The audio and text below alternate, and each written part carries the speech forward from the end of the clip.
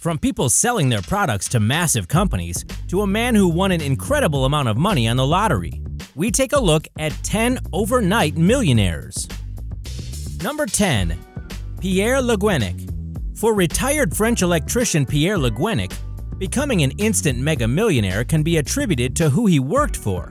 Media reports have stated that Le Guenic was employed in the early 1970s by none other than Pablo Picasso. Over the course of his employment, Picasso gave him 271 previously unknown pieces.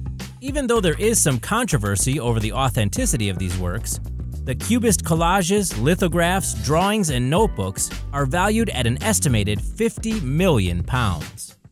Number 9. Jack Whitaker. West Virginian Jack Whitaker already owned a construction business that made him a millionaire. So he wasn't exactly hurting for money when he won $314 million in a Powerball jackpot in 2002. At the time, this was the largest single-payer jackpot in history. He said he didn't want to change much of his life and planned on giving much of the winnings to charity.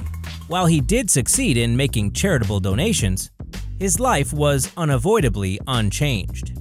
He was sued for assault and arrested for drunk driving. Between lawsuits, robberies, casinos, and strip clubs, he ended up losing millions. Number 8. Kevin Lewis. A Cincinnati casino made the headlines in August 2013 when they ended up giving away not one, but $2 million grand prizes. What happened was they mistakenly awarded a giant check to someone with the same name as the intended winner. So Kevin Lewis, the actual winner, got his $1 million grand prize, and the wrong Kevin Lewis got to keep his prize as well. Sounds like one of the luckiest men alive, right? Well, unfortunately, his luck ran out within 1 year. He was in court on apparent drug charges, where he told the court he'd spent all of his money paying other people's bills. He ended up being sentenced to 2 years probation. Number 7. Sandy Stein. Former flight attendant Sandy Stein is 59 years old and is the founder of Finder's Key Purse. It's an application which helps users find their lost keys. Thanks in large part to her invention of this product, she now goes on world tours, owns a Lexus, and even took her entire staff to Las Vegas to celebrate the 5th anniversary of the company. Stein considers herself a philanthropist, and she strongly recommends that people set aside some money for rainy days. Number 6. Andrew Mason.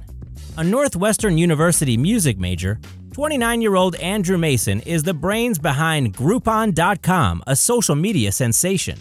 The site presents daily discounts on products and services, playing off the words group and coupon.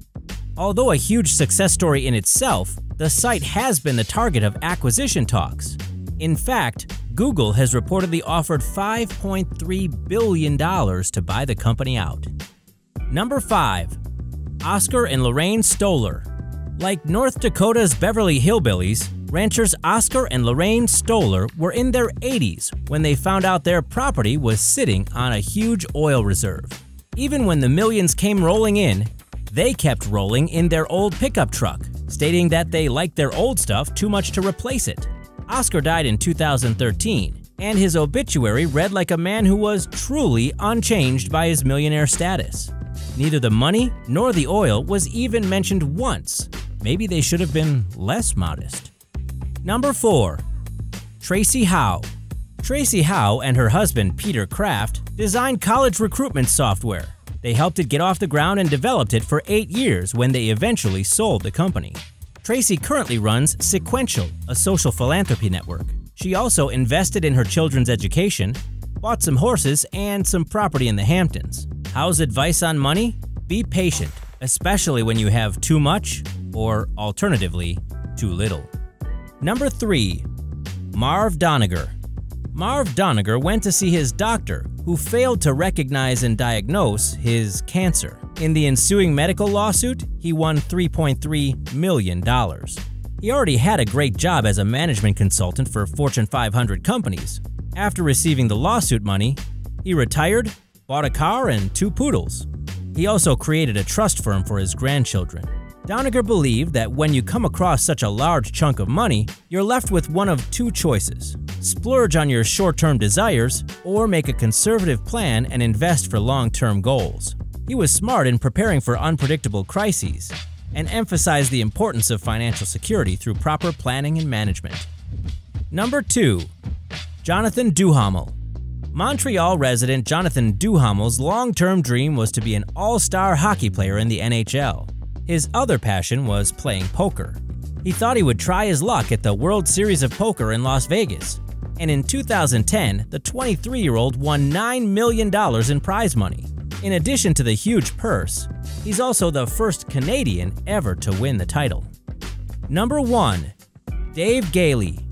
In 2006, ConAgra Foods employee Dave Gailey won $365 million in the Nebraska lottery. After acquiring such wealth, you'd think he would have went out and lived it up for a while. Instead, Gailey lived almost the same life he did prior to winning the lottery. He drove the same car, cleared his driveway with the same snowblower, lived in the same house, and even worked the same job for several years, and still helped the neighbors during the winter. Gailey did admit that having all that money in your pocket does make it difficult to fight the temptation to spend it. Like some of our earlier mentioned millionaires, he stressed the need to plan and execute for investments.